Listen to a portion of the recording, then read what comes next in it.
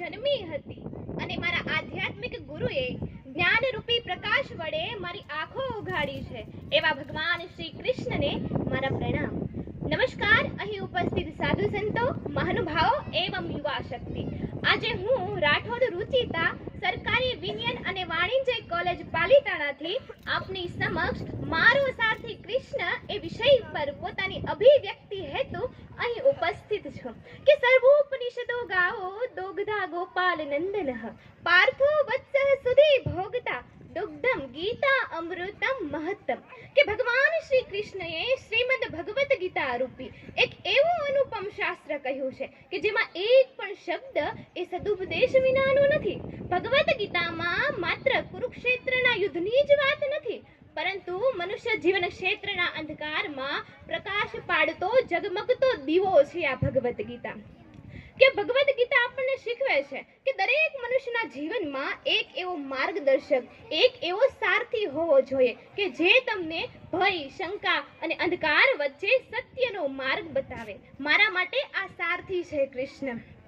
કે જ્યારે કુરુક્ષેત્રના મેદાનમાં કૌરવો અને પાંડવો વચ્ચે યુદ્ધની તૈયારી શરૂ થઈ ગઈ હતી, ત્યારે અર્જુન પોતાના સામેના પક્ષમાં પોતાના સ્વજનોને જુએ છે એટલે રુદન કરવા લાગે છે. ત્યારે ભગવાન શ્રી કૃષ્ણ અર્જુનને ઉપદેશ આપતા કહે છે કે કર્મણ્યે વાધિકા રસ્તે માં ફલેષુ કદાચન. અર્થાત કે તું માત્ર કર્મ કર પણ ફળની આશા રાખીશ નહીં.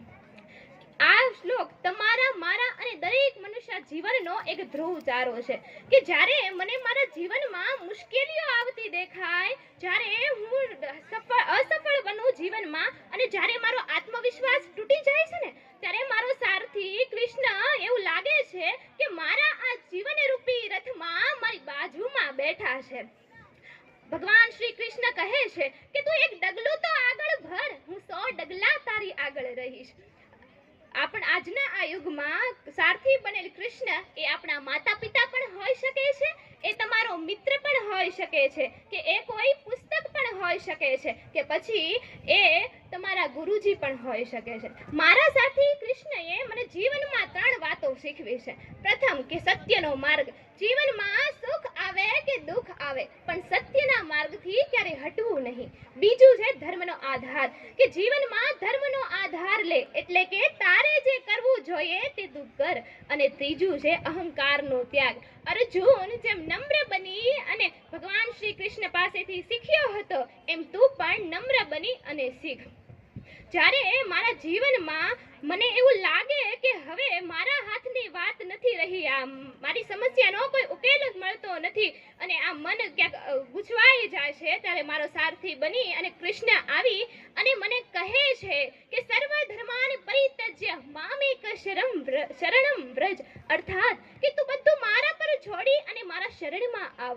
જ્યારે હું સમજુ છું ને કે બધું જ મારી શક્તિની બહાર છે, ત્યારે ભગવાન શ્રી કૃષ્ણ મારા સારથી બની અને મને જીવનમાં ઉપદેશ આપે છે કે તું બધું મારા પર સમર્પિત કરી દે, બાકી બધું જ હું સંભાળી લઈશ.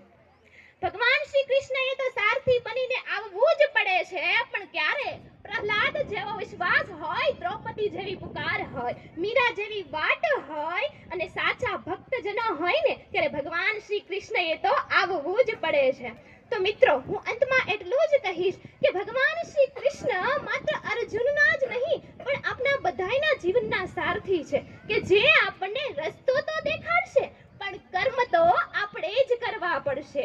એટલે જ કહું છું કે જળમાં સ્નાન કરવાથી બાહ્ય શરીરની શુદ્ધિ તો થઈ શકશે, પરંતુ એકવાર શ્રીમદ ભગવત ગીતા રૂપી ગંગા જળમાં સ્નાન કરીને તો જુઓ, ભવસાગરની મલિનતાથી મુક્ત થઈ જશો.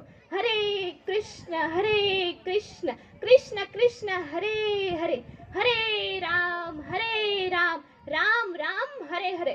જય શ્રી કૃષ્ણ. અસ્તુ. જય હિન્દ. જય ભારત.